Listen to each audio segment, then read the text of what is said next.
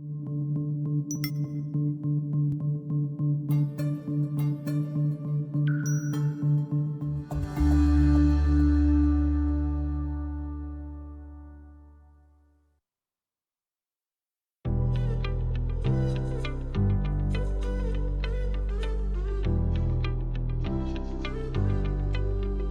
fashion designer Ruby Bhandari, and this is Design Your Life. Each episode, we're stitching a happier, more satisfying life for you with insider tips from industry experts. The fashion and lifestyle industry isn't just fabric and thread. Together, we'll learn about setting real goals and growing your look, your soul, and your attitude to make your dreams a reality. Come with me to design your life.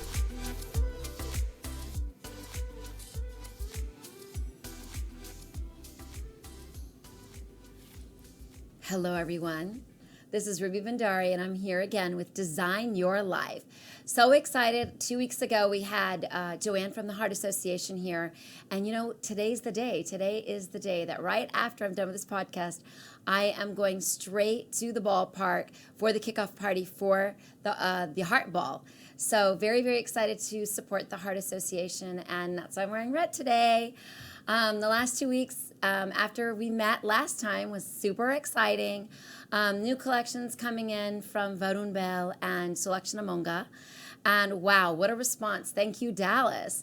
We now have Nita Lula coming in on August 10th, Mumbai designer whom many of you know.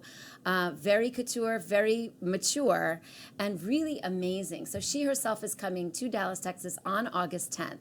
So today, I'm very, very excited to have a very neat person who is very close to my heart, though she didn't know it until we spoke like 3 days ago, that I find me and her extremely similar, our very own Abi Ferrin. Hi, Abi. Thank you for being here. Thank you so much for having me. So, you know, when we spoke the other day, I just thought it was so incredible to have someone like you on my show that I feel is a lot like me. So but I never realized how similar we were until we had that conversation. I know. I've always admired you from afar. Like I said the other day, I've been living my life under a pile of fabric, as I'm sure you can relate. Just getting things done, making my next collection, and always seeing your name popping up along with people close to my heart, like the Mosaic Family Services. Yes. And when you're throwing your gala in honor of them and benefiting them, I was like, okay, I love this girl. I don't know her, but I think we'd be friends. And then we met. I don't remember. We met at another function. Well, first at your store. My store. At your store, and that was for Mosaic Family Services. Oh, yeah. Okay. It was. You were doing a fundraiser for them, if you remember. Yes. I just remember meeting you and not putting two and two together right away, but like, what a cool girl. And then you started telling me that you are also in the fashion biz. So. Yes, and you have a beautiful store, which I had the honor of coming into and having some great hors d'oeuvres and actually seeing some beautiful clothes. Thank you. So now you have a retail business, or do you had a retail business? I still have it. Okay. Yeah. Okay, so you have this retail business, and I think what's so great about it is that you are using NGO groups, or how is it that you work getting the clothes made and getting them here to Dallas? Yeah, so what's really fun and unique about my brand is I've been doing this for 17 years, and my supply chain is 100% ethically sourced. So whether I was controlling the making of the clothes in my own facility, or I was partnering with people over in Nepal or Cambodia who we've created these freedom facilities where we start from the ground up. Freedom facilities. Yeah, so one girl comes out of trafficking. What happened was 15 years ago, I was coming out of my own abusive relationship, and my sister came home and said, did you know these girls in Nepal are getting sold by their parents to brothels? And I was like, no, I didn't know this. So she had found this place that was hand-carving bracelets, and she said, will you sell these bracelets? Unbeknownst to her, I was fighting for my life financially and emotionally because I was getting out of that relationship, and he had incurred a lot of financial abuse too. So... but, of course, on the surface, especially you know this as a fashion designer, we don't have any problems. Nope. We always look perfect. My life is perfect. It's very glam. Our life is very glam. That's how it's supposed to be, right? It's a lot of pressure. So you're like, okay, I have to present this perfect picture. But then on the inside, I was kind of really crumbling. So it was like, well, if I can partner with these girls, then that helps me start healing myself in a way that just was unbelievable. So what I did is I saw those bracelets and I was like, well, if they can make those, they can start making different things for me. And then it just sort of evolved over the last 15 years to full-blown manufacturing facilities that they service designers all over the world now. So what were you doing at the time when your sister asked you if you could sell these bracelets? Were you already doing some sort of retail business? Yeah, well, retail business should be used very loosely. I was 23 years old. I had my sewing machines in my apartment. Mm-hmm. I was cutting, sewing, selling. I would take my samples and go to all the hot boutiques in Los Angeles, San Francisco, Las Vegas, sell my sample set, get an order, go home and make it all myself. Wow. So that was the start. That was the original days of the first year of, I always joke that I was the first member of the Freedom Facility. Yes, you were. So you were doing it here in America, and I was going back to India, and I was getting things made and getting them shipped here, and I was selling them out of the trunk of my car. So similar stories. Similar story. Yeah. Okay, and then now you are getting all these things made in Cambodia and Nepal? So I have been helping these people develop our social impacts, like supply chain. So they are completely functional now with or without my orders, which is awesome. They have so many different people ordering from them. Mm-hmm. So now we're replicating the model here in Dallas. Okay. I didn't know that there was such a problem with human trafficking as there is in Dallas. I didn't know that either. Yeah. I mean, I know there is some, but 400 women a day are trafficked on our streets here in Dallas. 400 women a day. A day. Women and children, starting with like 9 years old. The average age is between 9 and 25. Wow. So, and every girl is trafficked. When she's trafficked, she's probably trafficked 12 to 20 times a day. So, a day? Mm-hmm. 12 to 20 times a day? Because she's like by the hour, yeah. Wow. And right here in our city? Yes. So I started becoming aware of this through Mosaic, New Friends, New Life. A lot of people that are in the work, started sharing these statistics, and I was like, whoa, I've got to do something. And I'd been my own kind of worst enemy in thinking, like, I can't support, American wages at the level of production because it is hard. I mean, people don't want to pay certain prices. The struggle of having quality, and then people are used to Made in China or H&M and Zara. And I mean, I always say it's at the cost of human lives. At your own to your own demise, do you go and support slave labor? Yes. Because you're therefore investing in slavery when you buy those things. So it's a real struggle. The fashion business, as you know, is eating itself. The fashion business is eating itself, but I'm glad that we're finding a way to make people more aware. So, the purpose of our podcast, Design Your Life, is to educate people so that they take home something and they learn something new about what's happening right here where we live. Yeah. So, I mean, I'm so happy that you're able to tell me that we have such a bad problem. Yeah. Okay, but so this is now new we're to me. focused on the solution, which I'm excited to delve more into with you as this progresses. Yes. But we've just written a curriculum, and we're launching a pilot project with 4 girls from different various Dallas services. So they'll be identifying girls that are ready to take a leadership role. Mm-hmm. We're going to have a 6-month program. Mm-hmm. I've boiled my company down to bone broth, so we're ready to hire people that graduate through this program. Kind of see who is interested, excited. It's a program designed to allow them to kind of dream and expand. So if they don't end up deciding that a job at Abi Ferrin is what they want to do, it might be somewhere else. But you're going to teach them how to. You're going to teach them the skills. Is that what happens? Yeah. Okay, so you'll teach them the skills to actually create their own things. Right. From marketing to we have amazing vocational training partners on board. Mm-hmm. So we're going to be doing everything from how to build your own logos and create your own graphics, put together your own YouTube channel. Are you allowed to give? Drone. Are you allowed to give names of partners? Or? Yeah, I am. New Friends, New Life, Mosaic, Poetic. Like we're going to be Genesis, Family Place. Pretty much, I'm going on a full collaborative coalition where it's like not even coalition, just a collaborative where we are opening. We're going to start the pilot project with 4 girls, mm-hmm. One from each of our top partners that we've been working with for years. I have relationships, with New Friends, New Life. We've worked together hand in hand. Right. I've been supporting them in different ways behind the scenes. So it's like there's some people that I need to get to know a little better, and we just want to make sure this program works. So we're starting with 4 girls, but our goal is that those girls will become teachers. and that's how it worked in Cambodia, where you see one girl ends up becoming the teacher to 12, and then those 12 became a teacher to 12 more.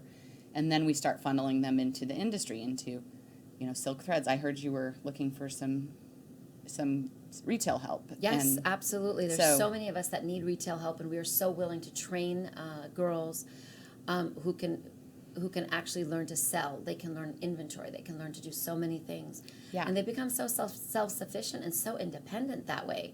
And it makes them stronger. Yeah. It does make them stronger. And, And gives them financial security. Yes, it gives them that financial security, which they never had. And that is the reason they were stuck in this rut. Yeah. Wow. Okay, so now that was the Freedom in Cambodia. It was called the Freedom. The Freedom Project. And now we're calling it the Freedom Project over here too? Well, that's where we are right now. I just met with my attorneys yesterday. They're amazing. I don't know if you guys know Wright Conitzer in Dallas, but anyone who's going into social impact, I've been looking for a meeting like that for 17 years. They just get it. They understand. I've heard so many times, you need to lose your cute little project. Like, you have all this going for you. You could make so much money. Yep. You need to lose your cute little project. And I'm like, the only problem with that is, for me, a profit and loss sheet adds people in the planet. And so I don't care what the people who say this to me, I just have kept looking. So I was finally in this meeting yesterday with these guys who are architecting social impact as a piece. They understand the legal aspects. They understand about different ways to structure your corporation in partnership with a nonprofit, but to still be a profitable for-profit social impact, where then you can offset some of that with the good work you're doing. Because I've been funding all this through my for-profit, which means I'm not profitable, which means I can't raise money. Anyways. I have the same issue with silk threads. We have to do something about creating a nonprofit for ourselves as well, just because. I'll connect you with them. Yes, they are absolutely. amazing. I left that meeting just walking on air like, wow, so cool to have these really smart, successful legal team that gets the structure, and was like whiteboarding it all and showing me like, kind of examples of they're on the cutting edge of this.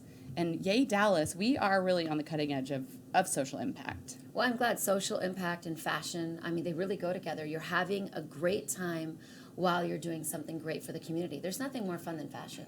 I agree. There just isn't. And so when you put fashion and community service together, there's so much self-satisfaction. And, I had a friend a few years ago, and she says, she just said, everybody's talking about you. And I said, what do you mean? And she said, well, nobody can understand, why do you do these galas, and why do you call people begging them to buy tickets and come to your, she did say this to me.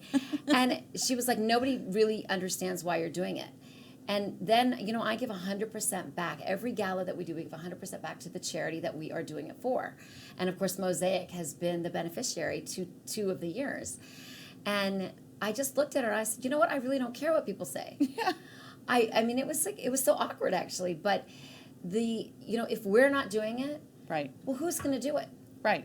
And we are the pioneers, and we're the ones that have to teach people that you have to do it. Yes. And sometimes just giving money, just out of your pocket, maybe we don't have that kind of money. Right. But we have so many creative ways to create money, create jobs, create education for people, so that they can actually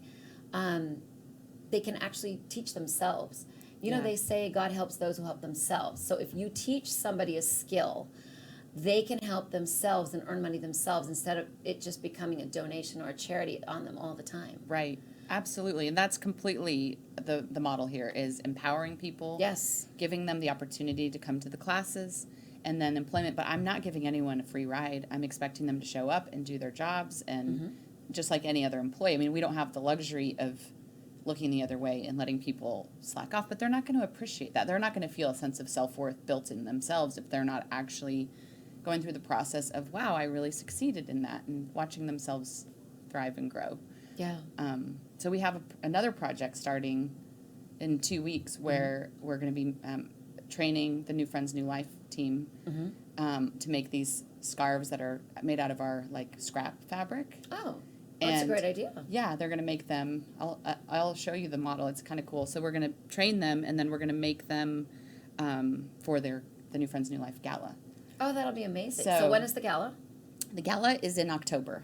I should know the exact date, but I think it's October 11th. If you Google newfriendsnewlife.org. Okay. Yeah, it'll be a great luncheon. And Jada Pinkett Smith is the keynote speaker. Oh, awesome. So that'll be really fun. That'll be great. Yeah. So our scarves will be the centerpieces. We're going to kind of make a cool presentation. And, I mean, it's going to be amazing because it's really kind of the vision of our project started in tandem with this pilot project. So it's like, oh, cool. Lots of wheels it's turning. just one thing leads to another. Yeah. And so many ideas just come off of it, and I think that's so Totally. great. Because we just have to make the whole of Dallas community service-based. Yes. Because we are such a great city, and just to even, I can't even imagine that 400 women are trafficked a day, and that to 12 to 20 times they're abused in one 24-hour period. Yeah. It's intense. Yeah, I mean, when do they sleep? I know they're young, and their pimps don't care. They really don't care. They put them on drugs and just leave them there. Yeah, it's horrible.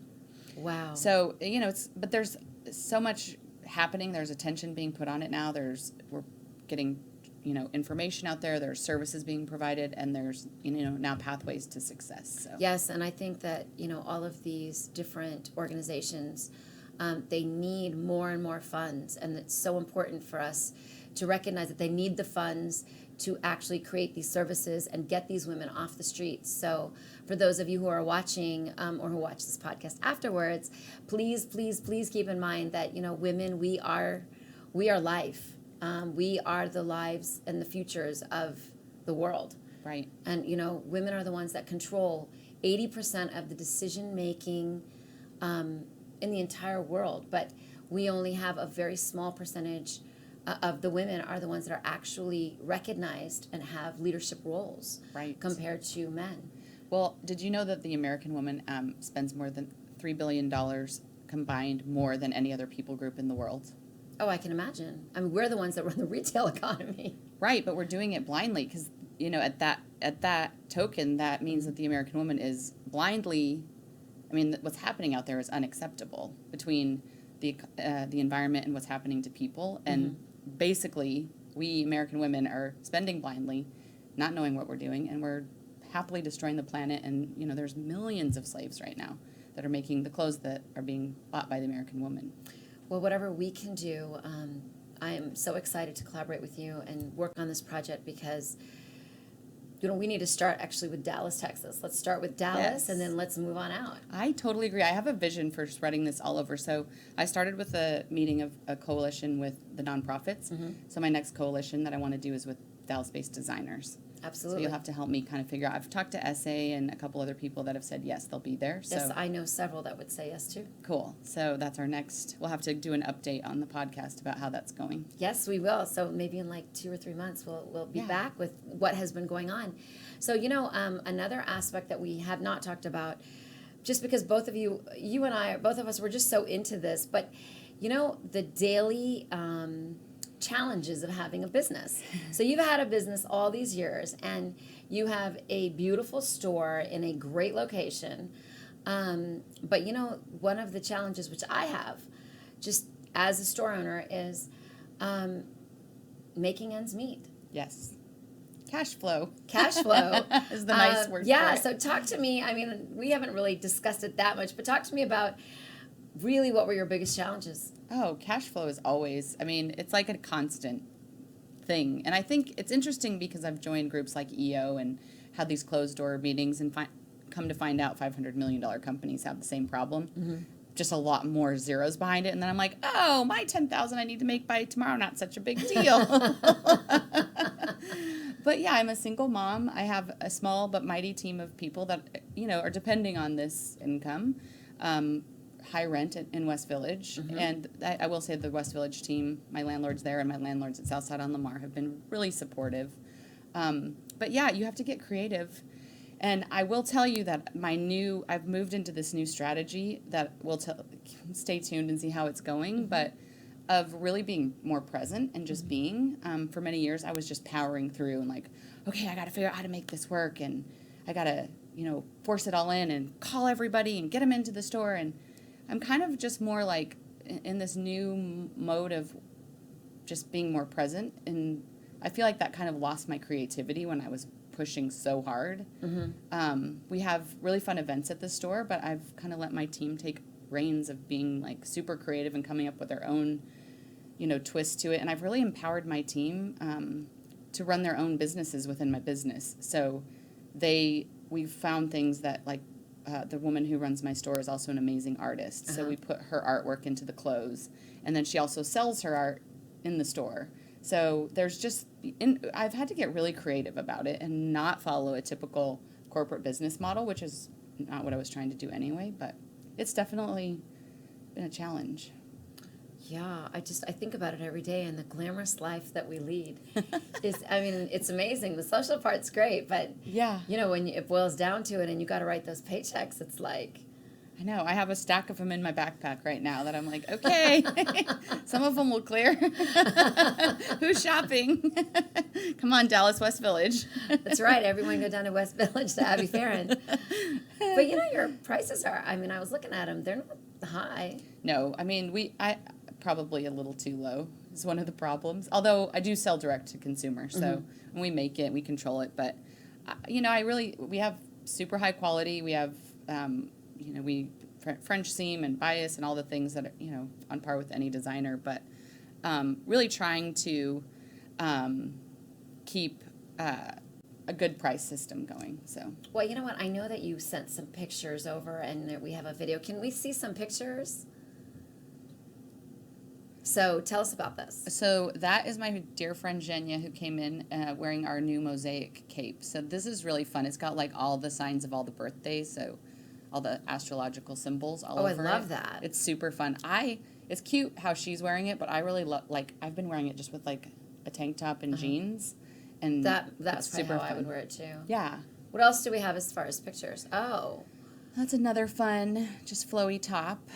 Well, I love those sleeves, and of course jumpsuits are so big right now. Yeah, I'm a jumpsuit girl, so jumpsuits are something I bring in every year, and then I have my standards that I sell just year after year. Like, I'm wearing one right now. You can't really see, but... Well, we're going to make you stand up in a minute after we're done looking at these. So what is this jacket? So that's Tribute Project, which is a brand that I carry at the store, and each jacket is one of a kind. That particular jacket is Guns N' Roses. Oh, it looks like Guns N' Roses. Yeah, so each jacket tells a story, and these girls are really cool rock and roll girls out of Santa Barbara, and it's super fun. That's awesome. Even these bomber jackets are really big right now. Yeah, They're big all over the world. of them. Mm-hmm. Yeah. They're big all over the world. And that's our that was fun. So now you were also telling me that you are the face of Mary Kay's Domestic Violence Awareness Program. Domestic Violence Awareness. You are the right girl for me. I love that. Yeah. So tell us, how did you get into that role? So 17 years ago, I was coming out of a very severely abusive relationship. Kind of buried that was actually me that had happened to, and just went on with my life, moved to Texas, ended up winning Texas Top Designer pretty early on. Mm-hmm. And after, things really started to stable out, with my financial cash flow, I got launched into every Nordstrom, and that really, paid back all this debt that he had incurred in my name. And then I was able to start breathing. And then I realized, I really need to deal with these emotional issues that I've developed. I didn't take care of myself. So as I started to do that, telling the story was the way I did it. And D Magazine shared my story. And Creighton Webb, who was the head of corporate social responsibility at Mary Kay, read my story and had torn it out and put it on his desk. And then as life would happen, I ended up seated next to him at a dinner party about 2 weeks later. No way. Yeah. Right place at the right time. Totally right place at right time. And it was great. He was like, listen, you're my girl, and I really want to do this program with you. And so it was well before Me Too, so it was a little scary. I remember just being really vulnerable and sharing everything in great detail on this video. And I don't know if we can add a link or something so people can go see, but we can definitely add a link so that people can see your story. So it went viral, and when I saw 280,000 people viewing it, I was suddenly it was like, wait, take it back. I don't want all these people to know my story. And so there was some emotional processing through all that. Well, that is a huge emotional process, but I have to tell you that people need to hear it. They need to know that these things happen to real people. Yeah. And not just people of a particular level of income, or they live in a particular area. It happens across the board. Yeah. Doesn't matter who you are, where you live, where you came from. It doesn't matter who your parents are. Doesn't matter what your background is. At least 1 in 4 women are victims of domestic violence, at least, at the very minimum, in the United States. And that's huge. I mean, you and I are sitting in a room, and you've already been through it. Yeah. So, I have to thank my lucky stars that I did not have to go through this, but I'm watching, and my eyes are open to this. And when I see things like this, my heart goes out to you and to all the women that have been through this. And, we really, really, really need to educate men, actually. Totally. Because, men are not bad. Yeah. They just don't know. Yeah. No, there's some amazing groups in Dallas.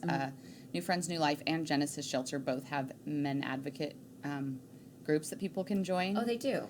And yes, so both of them have these great groups that you can go join where the men serve the women meals at times.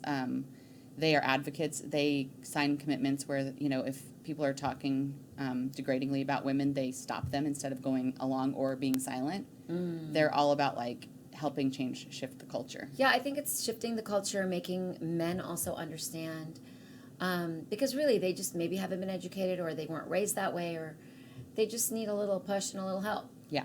The occasional sociopath is out there, which is what I was dating. There was he was a pure sociopath, so there would have been no reform for him. I hate to say that, but there are some people. Well, that happens too. Happens too. So on a lighter note, so one thing that really excited me is that you did not graduate from fashion school. Nope. Me neither. It's possible. It's possible to create and not have to have graduated from a fashion school. Do you know who else did not graduate from fashion school? Chanel. Coco Chanel. Coco Chanel did not graduate from fashion school. There wasn't even fashion school I then. swear. I don't. Actually, this is a true fact. That is amazing. Me, you, and Coco. So tell me how you started, how did fashion come into your life, and how did you learn how to stitch and all that kind of thing? So I grew up in Jackson Hole, Wyoming, fourth generation. Have you ever met anyone from Wyoming? Nope. Here I am. Most people don't leave. So grew up there, fourth generation. It was a family tradition to sew. And I loved creating when I was a little kid. I did sewing 4-H every week. It was a club. Do you guys have 4-H in Dallas? We didn't have 4-H. Okay, so it's a club where you go every week and you sew, or you could pick home ec, or you could pick horses or steers or all kinds of things. Right. And then you would learn the skill, and then there would be the big county fair, and you would show your different things and get a prize at the end. So that's so cool. And you loved it? I loved it. I did it all the way through high school, and then I got scholarships from going through this program for college, and went into broadcast journalism and political science and thought I was going to be the next Barbara Walters. But then I went to Washington, D.C. and realized I was going to have to age into any kind of success there. And I was creative. Not ready, yeah. Ready to be creative. That's right. Not ready to wait till you were old. No. So I moved to L.A. where, I was like, oh, they embrace youthful creativity here. And there's con artists everywhere was the part I didn't realize. And I was working at Paramount Pictures, and I was temping. I wanted to kind of get a lay of the land. So my first gig, I was in Les Moonves' office at CBS because his person that ran his front desk was on maternity leave. And I kept getting invited to all these cool parties, but I didn't really have the budget for the clothes that I wanted to wear. So I just was like, oh, I'm going to plot my old sewing machine. And just make them. Yeah, started making clothes. Just started making them. Yeah, and then celebrities started asking me where I got them. And I told them I was a designer. I told Dana Devin, who was the host of Extra, that I was a designer. And she sent her wardrobe person she's like, I'm sending my wardrobe person to pick up some pieces to wear on air. That is amazing. So I ran home and 2-hour dry cleaned everything. That is And she was amazing. a foot shorter than me, but all my stuff is real flowy in ties. So you could just tie it up and make it work for her. That is so cool. So that was how. Good. And I thought I was going to be an overnight success. And 17 years later, and a lot of overnights. Overnights. Here we are. So did you, by chance, send the video? Do we have the video of the Mary Kay? I do, yeah. I sent the video. I would love to play that if I could.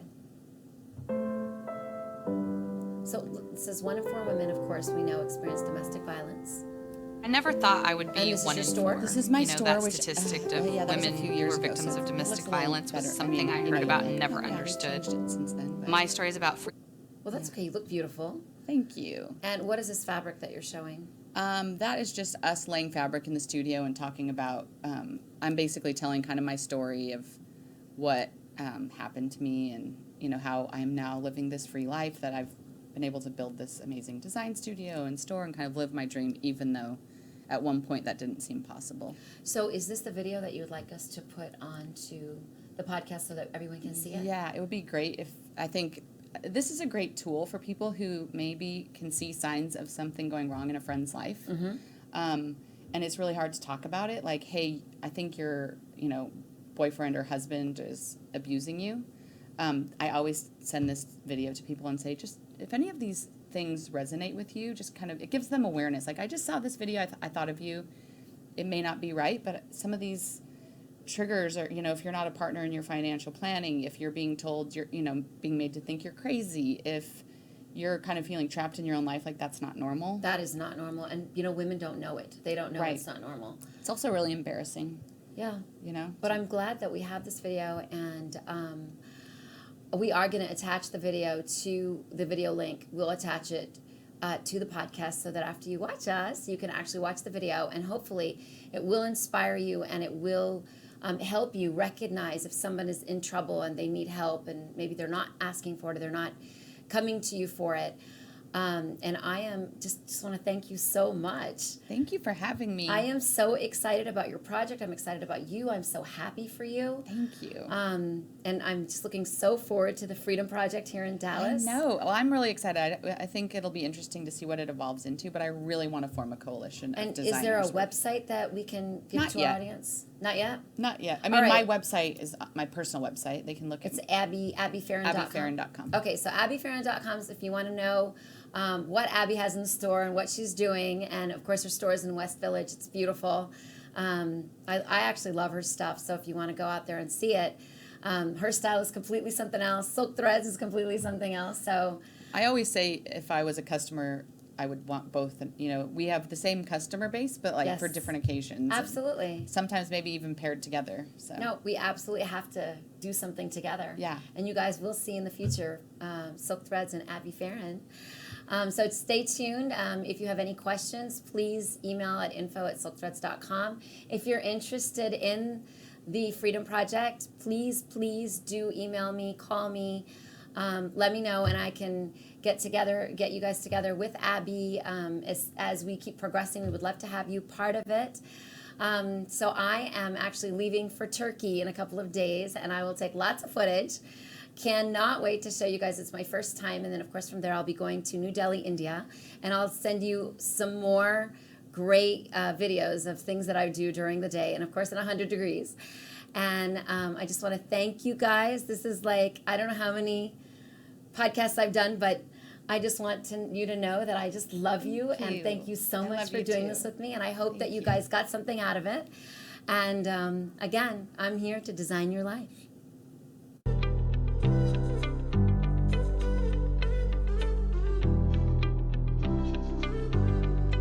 Thanks for watching Design Your Life. If this episode sparked an idea or a question, I'd love to hear it. Send me a message to my Facebook page, Silk Threads by Ruby Bhandari, or you can email me at info@silkthreads.com. You may be featured on an upcoming episode.